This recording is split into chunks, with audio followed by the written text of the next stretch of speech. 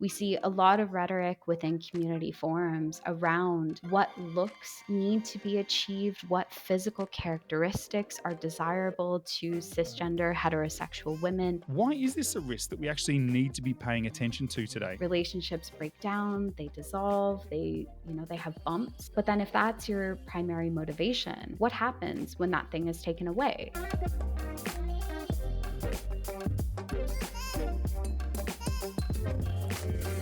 Hi, I'm Dominic Bowen, host of the International Risk Podcast. Today on the podcast, we're diving headfirst into a threat vector that's been hiding in plain sight. It's not cyber attacks and it's not state-sponsored espionage. It's the toxic, metastasizing digital subcultures that are radicalizing many young men globally and fueling a new wave of misogynistic violence. Our guest today is Allysa Czerwinsky. She's a sharp, relentless researcher who's been exposing the real-world risks around the manosphere and online extremism. Alyssa's work goes beyond academic theorizing, and really it's a frontline analysis of how digital extremism mutates into real-world harm, destabilizing communities and crosses borders with viral efficiency. I think this conversation's going to really change the way many of us think about online spaces, about radicalization, and even the future of social stability. Allysa, welcome to the International Risk Podcast. Thank you so much for having me. Allysa, you've described the manosphere as this growing ecosystem of harm. In blunt terms, can you explain for us how serious is the risks that these online ideologies will continue to spill into the real world, and why is this a risk that we actually need to be paying attention to today? It's difficult to really conceptualize how complicated this is in terms of risks. I think a lot of people, when we think about the harm and the potential ramifications of this speech, think about violence predominantly. And I think that's a fair point because a lot of our knowledge about what misogynist incels are tends to come from real life cases, right? We see perpetrators of offline violence who are often platformed in media discussions and platformed in sort of dramas around the community. But I think a lot of the harm comes from the fact that much of this speech is visible and accessible misogyny. So when we think about what community members are talking about, what ideas are being platformed within these spaces, a lot of it is really similar to mainstream far right actors, to mainstream politicians who are relying on things like biological essentialism around gender divides between men and women, saying that women are inherently inferior, inherently subordinate. We're seeing a lot of those ideas be platformed within these communities, albeit to a more extreme degree. That's not to say that the same form of misogyny doesn't exist within these spaces, but a lot of the ways that this misogyny is justified tends to be slightly worse than what we see in mainstream platforms. And the issue with a lot of this speech and these ideas is that even though they've long existed in what I would call like more periphery spaces, more harder to find forums, a lot of it is now being fed into mainstream platforms. We're seeing that on spaces like X/Twitter, where a lack of content moderation is now allowing more extreme ideas around individual people, around genders to fester and to be platformed. So there's a lot here that I think can really demonstrate the risk of letting these extreme ideas permeate within online communities, but also bring them forth in a way that's quite visible. And so the obvious follow-on question to that, Allysa, is who's actually being harmed by this growing risk? Because it sounds like there could be quite a few different groups that are being affected. I think when we think about harm in the incelosphere, which is basically the term that I use to encompass a variety of different spaces that are associated with incel communities and incel identities, not just misogynist incels, but also wider communities of unwanted singlehood and involuntary celibacy more generally. I think a lot of the time that we think about harm in these spaces is a very monolithic view of harm that is done by men who are in these spaces, who are active users, to women who are victimized by this harm. But my research has demonstrated that this isn't necessarily the case. While this harm definitely does exist, and a lot of it is still done by male users to women who are technically perceived as outgroups, there's a lot of nuance in what harm manifests. And I like to look at harm as sort of this continuum of personal, relational, and identity-based group harm. When we speak about individuals who are involved in these community spaces, we often forget that just being in digital toxic environments can harm the self. And a lot of the discussions that I see on platforms that I am looking at as a researcher tends to validate that being in these spaces for a while is really damaging to the self. It's not just damaging to outgroups, but being engaged in extreme ideologies, extreme viewpoints can really impact how you view the world and how you view yourself in relation to others. The incel community thrives on sort of telling people that everything that they know is fixed. Their identities as incels are genetically and biologically determined. They were born with it. It's in their DNA, to sort of, put it simply. And this can really breed nihilism and fatalism within community spaces where when you're being told who you are is fixed, it's not going to change. There's not really a motivation to improve your life or feel that you're going to find value in spaces outside of these online platforms, right? So it makes sense that people will continue to engage in spaces where these ideas fester. And that's not necessarily the healthiest thing, especially if you already feel like something is missing in your life. So I like to conceptualize personal harm within communities as a form of digital self-harm, where you feel as though there's something wrong with you, there's something that can't be fixed, and you continue to engage in harmful spaces with other people who make you feel these same feelings of nihilism and hopelessness because there's no other option for you. There's a lot of ways that community members talk about harm and demonstrate harm within forums, but I like to look at the two concepts that are often discussed in relation to personal experiences. One is cope and one is rope. So coping is basically telling users that no matter what they do outside of romantic or sexual success, nothing is going to improve their lives. So they could try self-improvement tactics, they could try getting a job, they could have success in their careers, they could do well at university, they could graduate top of their class. No matter what they do, if there is no partner standing beside them at the end of the day, it doesn't matter, because at the end of the day, you're alone and there's no one to celebrate that achievement with. Even if it's other users, you could go to these forums and say, hey guys, look, I had this amazing experience. Please share in this joy. That's not necessarily what happens. You get responses from people going, do you have someone to share it with? It all means nothing if you don't. I am top of my career and I've been alone for,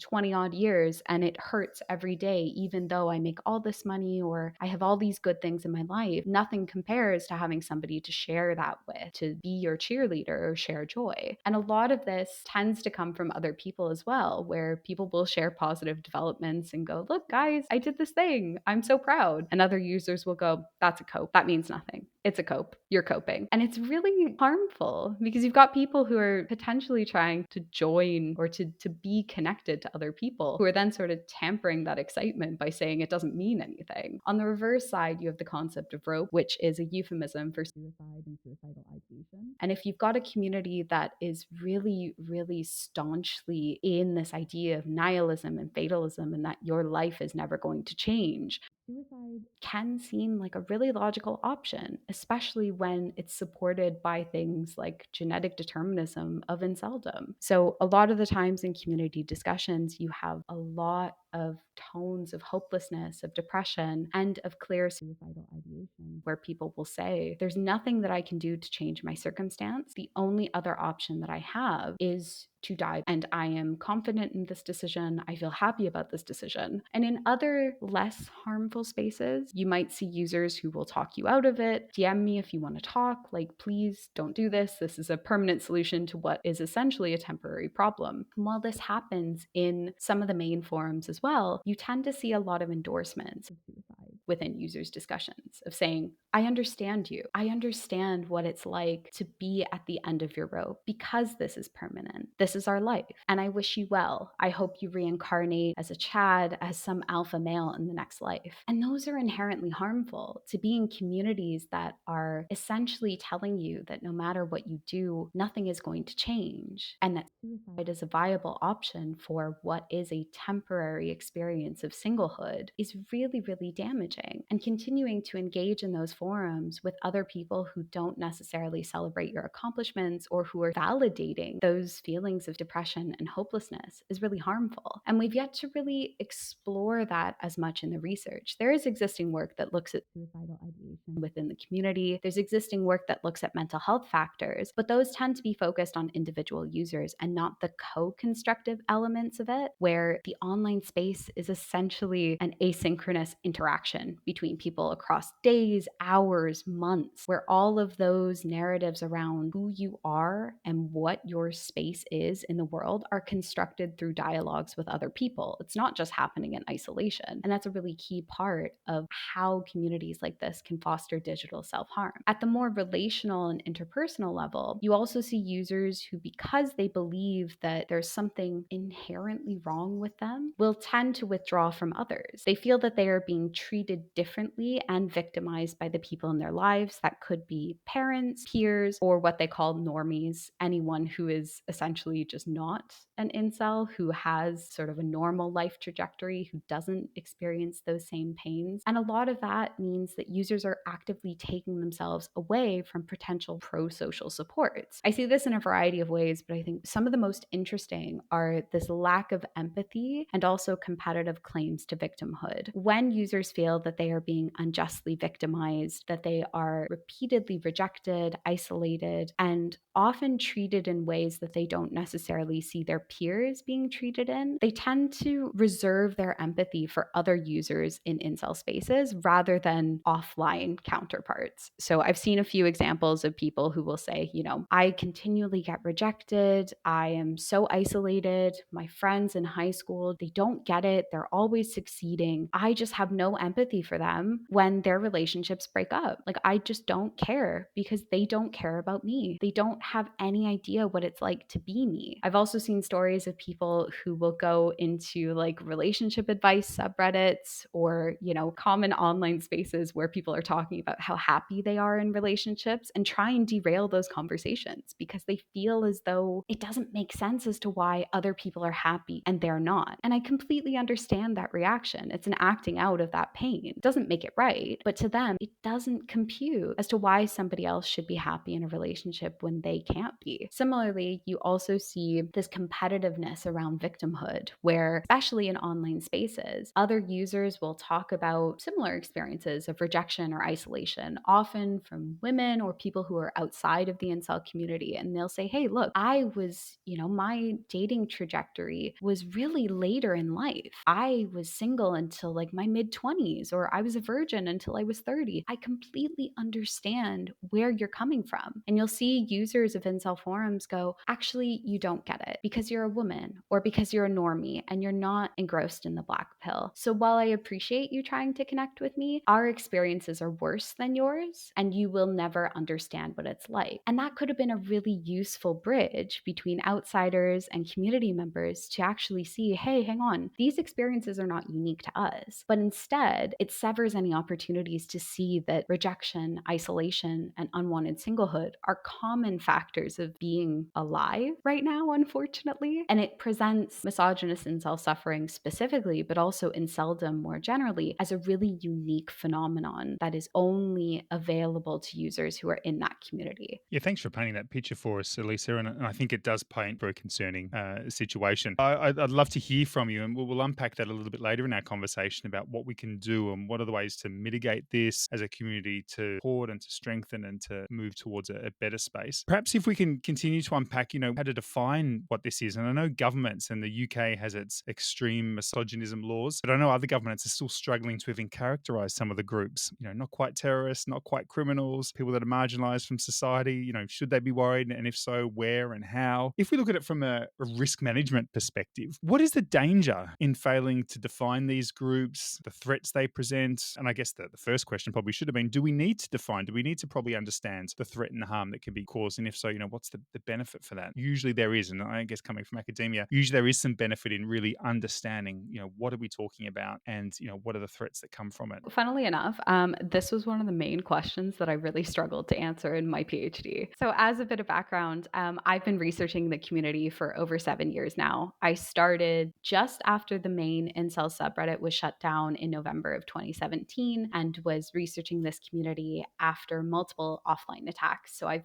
been in this space for quite a bit. And what stuck with me throughout all of this work is how to actually conceptualize what the risk is and what the harms are of these spaces. Because I've been in so many different online incel affiliated spaces, I really struggle to offer like a clear definition of what inceldom is and also what risk and threat it poses. I think one of the issues behind this is that so much of the rhetoric within these communities mirrors mainstream extreme misogyny. And when I started, a lot of these sentiments around, women are this thing and women are sort of being held accountable for the harm within these communities, and then that was being used to justify victimization. That same playbook is now commonplace. It's not necessarily something that is unique to inceldom. We see it across Manosphere influencers like Andrew Tate, Aiden Ross, Nico, Nick Fuentes, who is also aligning himself with white supremacy in the far right. There's a lot of cross-pollination of these ideas that really make it difficult to narrow down a definition of what involuntary celibacy is, when it turns harmful, and what we can do about it from a terrorism or threat landscape. And I've seen quite a few discussions around trying to designate inceldom as a form of extremism or as a form of terrorism. And I'm quite critical of that. I do think it's useful to have specific categories, specific aggravating factors when we look at extremism and terrorism, but I struggle to see how we can really get at the meat of the male supremacism and misogyny that underpins a lot of these viewpoints without just sort of creating this individual category that puts misogyny as something squarely on the shoulders of the incel community. I don't think that this is a incel specific issue. It's a wider acceptance of extreme misogynistic beliefs, a wider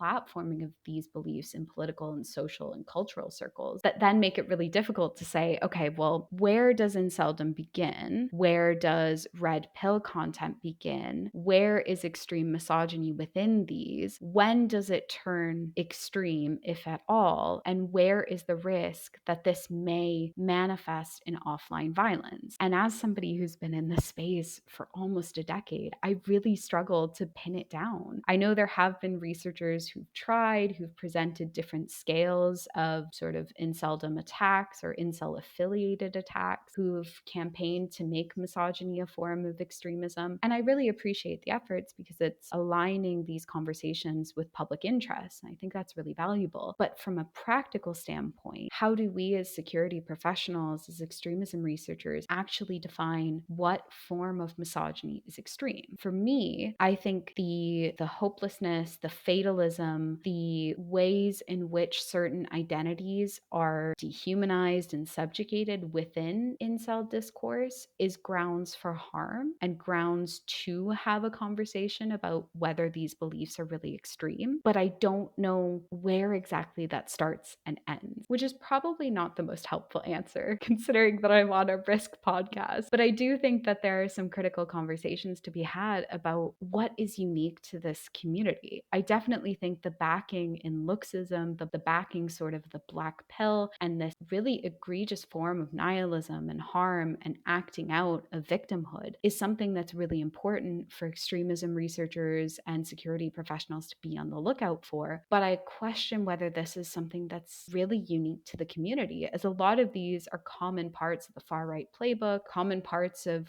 more popular forms of misogyny influencers who are profiting off of this rhetoric. So I'm struggling, which I think is a good sign because it means that we're having like critical conversations about where current threats exist and what we need to do to adequately address them. I think that's a great point. Anyone I speak to who seems to be struggling with a concept and working through it, I generally find has the most intelligent answers about it. Those people that are rigid and like, I know this is how it is, generally leave me with a bit of doubt after they've spoken. So I'm glad you said that. But you did talk about male supremacy and you touched on the concepts of the traditional ideal and that sometimes emphasizes male dominance, sexual success. You talked about physical attractiveness. How does societal expectations of masculinity, and you used the concept of lookism before, how does that influence the development of incel beliefs? Yeah, I think there's a lot of stuff around hegemonic masculinity and sort of Eurocentric ideas of what attractiveness is that influences how users in these communities see themselves. Masculinity is a tricky concept to sort of pin down in today's day and age. I think when I was starting this research, we saw a lot of really positive forms of masculinity and a wider acceptance of open emotion and being diverse in how we portray masculinity that seems to have sort of, I don't want to say it's gone away, but I feel like we're sort of going towards a more traditional idea of what masculinity and what men's role is in society as we've entered the almost post-COVID era. And I think that there's a lot of really interesting overlaps between this community and traditional notions of what it means to be a man. We see a lot of rhetoric within community forums around what looks need to be achieved, what physical characteristics are desirable to cisgender heterosexual women in romantic and sexual relationships. We see discussions about sort of biological essentialist notions of what it means to be a man in today's day and age, and conversely, what it means to be a woman in today's day and age. And some of this discussion is sort of grounded in traditional notions of men are breadwinners, men are strong, men are emotionally intelligent in a way that they don't demonstrate their emotions. They're able to navigate situations, they're able to be sexually successful and have prowess in the bedroom. All of these traditional notions of masculinity that we've seen throughout history have made a resurgence within the community's ideology, and they're generally seen to be this gold standard for attractiveness. We also see a lot of discussions around Eurocentric ideas of what it means to be an attractive man, and oftentimes these are conveyed through the community's sort of ranking scale. There's been a lot of research that has looked at the archetypes that community members use to rank other people in comparison to themselves. You may be familiar with the terms Chad, Stacy, Brad, Becky, normies, but recent research from some of my colleagues at Portsmouth, Andis Leah and Lisa Segura, has found that recent developments within the incel community, particularly on TikTok and more short form video content, has strayed away from this archetype toward PSL gods, towards a ranking based on a 10-point scale that's always existed in the community, but is now being developed more fully through visual means rather than textual means through the forums. So there's a lot of shifting ways in which people conceptualize the ideal hegemonically masculine man within the community. But at its core, it's somebody who is physically attractive, who is sexually desirable, who is able to procure reciprocated desire from women, and who has colloquially what we'd call a high body count. Somebody who is successful, who can enter into romantic relationships, who can be successful at their career, who has money, who has what we would associate as stereotypically masculine characteristics, both personally and physically. And a lot of this, while it's grounded in traditional masculinities, the ways in which community members negotiate themselves as masculine tends to be very subordinate and very much below this hegemonic ideal. They view themselves as not being able to achieve that hegemonically stereotypical attractiveness, and thus they sort of need to negotiate their masculinity in a different way, because that Chad or PSL God ranking will not really be achievable to these users. They have to find other ways of improving themselves in ways that technically align to traditional masculinity, but aren't necessarily 100% mapping onto those same physical characteristics. This could be things like plastic surgery, it could be going to the gym, it could be sort of trying to incorporate seduction tactics, trying to approach more women, trying to,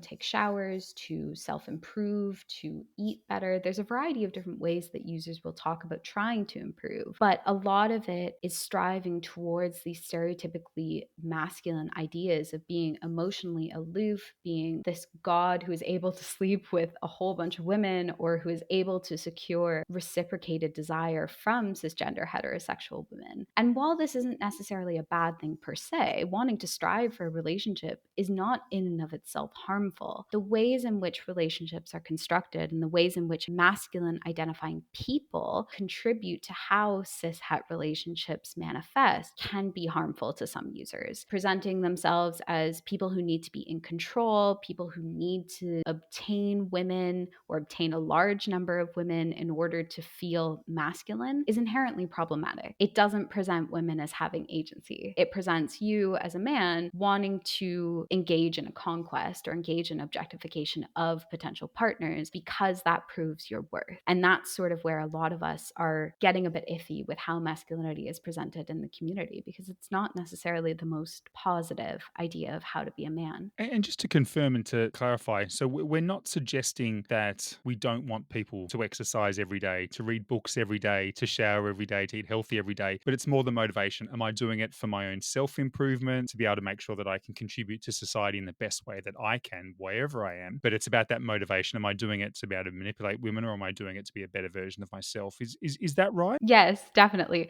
I'm not here saying don't shower, don't read books, don't have hobbies. Please do not misconstrue that. These are all valuable things. People should find worth in themselves, find their self agency to exist in this world in a way that makes them happy. But what we see a lot of the times in misogynist incel spaces is that these self improvements are used as a way to get into a relationship, to achieve intimacy or sex, and is not necessarily something that comes from the self. It comes from external pressures, which makes it really difficult. When you think about, any life improvement, if you're not doing it for you, it's going to be really difficult to keep up with those changes. If you're doing it for some external goal, you're unlikely to continue with that self-care and that level of attention that you're giving to yourself. I've done quite a bit of work around sort of self-agency and how people come out of these communities that I think also might be useful in discussions of self-improvement. And when users are trying to exit the incelosphere, they tend to approach it as something that can only be done through romantic relationships. An exit from inceldom, logically, because it's involuntary, unwanted singlehood, would be, theoretically, getting into a relationship. It basically means that you are no longer an incel, even though we're just sort of glossing over the fact that a lot of the ideological talking points still stay. They're going to stick with you. But at its core, leaving means that you get into a romantic or sexual relationship. A lot of the ways in which users approach this tends to be driven by that as the goal. So when they're looking to leave, presenting a relationship as the only option really isn't aligning with how the community actually paints inceldom as a life circumstance. It's something that is forever. It is a fixed, unchangeable personality trait. But a romantic relationship is something that could be, not always, but could be temporary. And that doesn't gel very well with how users view themselves. So when you're putting all of this external pressure on getting into a romantic relationship, and as we know, relationships are messy, they are incredibly difficult to navigate, especially if it's your first one. You don't necessarily know how your partner is going to treat you. You're going in with the best intentions, hopefully, but relationships break down, they dissolve, they have bumps. But then if that's your primary motivation, what happens when that thing is taken away? Where do you go? And a lot of the times when having that relationship as your external motivation to leave, you will end up back in the community or relying on those thought practices that have served you well while you've been in community spaces, especially if you feel like your inceldom is something that's innate and can't be changed. Thanks very much for explaining that. You mentioned links with the far right playbook earlier on, and I understand that far right extremism, misogyny similarities may stem from perhaps shared tactics, overlapping grievances, ideological cross pollination, and maybe even shared enemies and some conspiracy theories that suit both causes. Can you help us understand why is there an overlap between the far right and incels? Because they seem to be comparing cars with oranges. It's not even apples with oranges. They seem to be completely different. So why is there that overlap? I know. It's something that I've struggled with as well, especially when I was starting out, because there was a lot of discussion around the far right. Given that I started in 2017, Trump was in office for his first term, and Canadian politics was very much up in the air as we were directly impacted by that presidency and also this one. So that's been fun. But there is sort of this idea that both of them are quite separate. And that was something that I went into this research with. I've done a lot of projects on the incel community, and I've had a lot of people sort of say, oh yeah, there's links between the far right and inceldom. And for a while, I wasn't really seeing those links. But I think as we've shifted towards this more acceptable platforming of similar talking points across online environments, a lot of those ideological links became quite clear to me, especially throughout the PhD, where I could see similar talking points and similar narratives around victimization. For me, I think one of the ways in which they are quite similar is this use of victim victimhood in a way that I would say is almost weaponizing, where these people who are embroiled in extremist or harmful groups feel that they are inherently victimized or inherently oppressed. I see that in far right discourse around sort of the white male and this crisis of white men in America who are working class, who feel that, the current administration or previous administration didn't really speak to their interests. It didn't speak to anything that they found relevant. This sort of idea that, women should be uplifted often is done to what they believe at the expense of men. And I see similar talking points within the manosphere more broadly, where we see this weaponizing of victimhood, that women and DEI initiatives, particularly any type of inclusion, is done to directly impact cisgender heterosexual men. And a lot of similar discussions around traditional notions of masculinity and femininity, anti-LGBTQ sentiment, white supremacy, ableism are all similar across both incel discussions and far-right discussions. The exact concepts and theories may be slightly different, but at its core, I see that there's a lot of similarity in how victimhood operates across both movements. You see incels claiming this oppressed or subjugated status in society, and whether that is perceived or actual doesn't really matter. It's this idea that they are being victimized, that is their subjective reality, that then legitimizes retributive action in response. We see similar things with the far right and anti-immigrant sentiment as well. There are people who are directly victimizing, within a North American context, North Americans, and often that gets scapegoated to immigrants, to queer people and minority groups more broadly. And it justifies this reaction and response, whether that is through hate speech, whether that is through regressive policies. A lot of that idea around acting out can be rooted in people's perceptions that they're being victimized or being oppressed. Interested in the challenges in countering the incel movement and the risks that presents. So, I wonder if you can help us unpack and understand how we can support and how communities can be supporting individuals who are perhaps at a increased risk of radicalization and becoming incel or following or adhering to incel beliefs. I think one of the main issues that I grapple with in my work around countering the ideologies that are inherent in the incel community is that a lot of these thought practices are grounded in kernels of truth. So when we think about the wider black pill, which basically just tells users that their inceldom is genetically predetermined, it's influenced by their biology, and it's never going to change, a lot of what supports the black pill is grounded in actual experiences of oppression and harm. There are a lot of users in incel spaces who identify as ethnicels, who are racial or ethnic minority users, who identify as neurodiverse, and at times who identify as queer. And a lot of the forms of oppression that users experience through rejection, bullying, isolation, or romantic breakdowns, those are all rooted in social and cultural histories around perceptions of deviance, prejudice, racism, white supremacy, ableism.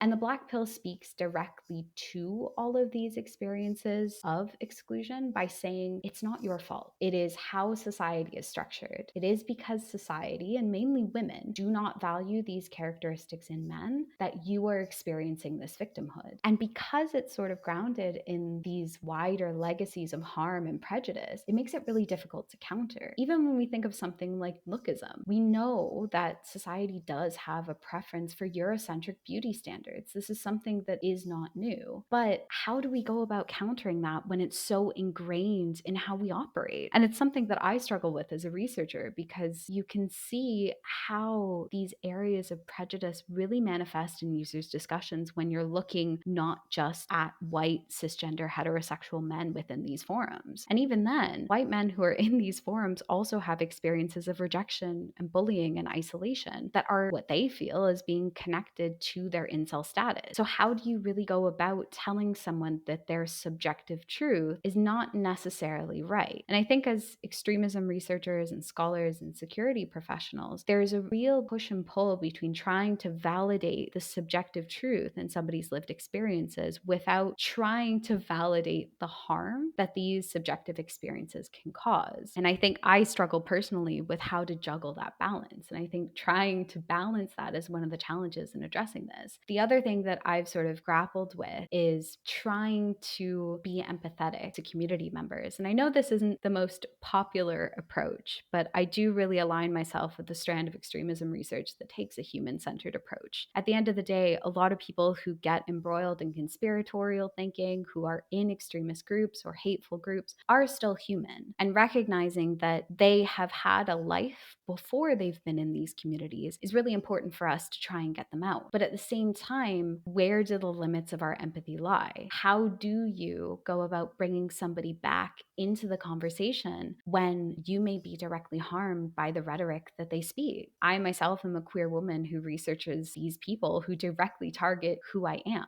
I'm not able to directly participate in forums because of my identity. Every day that I'm on them, I see content directed towards sapphic women, towards researchers that all sort of speak about me and speak to me as a person in the space. But at the same time, in order for me to be able to do the work that I do, I have to be empathetic to a certain degree. I have to see that there is lived truth in how these people are navigating their world. Otherwise, I won't be able to accurately understand what their lives are like. But how do we do that, and where are our limits around who we can empathize with and whose experiences we can validate? And I don't have answers to these questions because I think they're wider sort of philosophical debates that I am not a philosopher. I am a mere academic. But I think trying to have these difficult conversations when we're thinking about bringing people back into the conversation is really important. And one of the things that I think is really potentially a way in is to look at grassroots interventions outside of top-down approaches like Prevent in the UK or counterterrorism measures more broadly. And what I mean by that is trying to get more digital citizens involved in countering this at the person-to-person level and trying to see where we can empathize, where we can build bridges in a way that isn't directly assuming that everyone who's in this community is evil,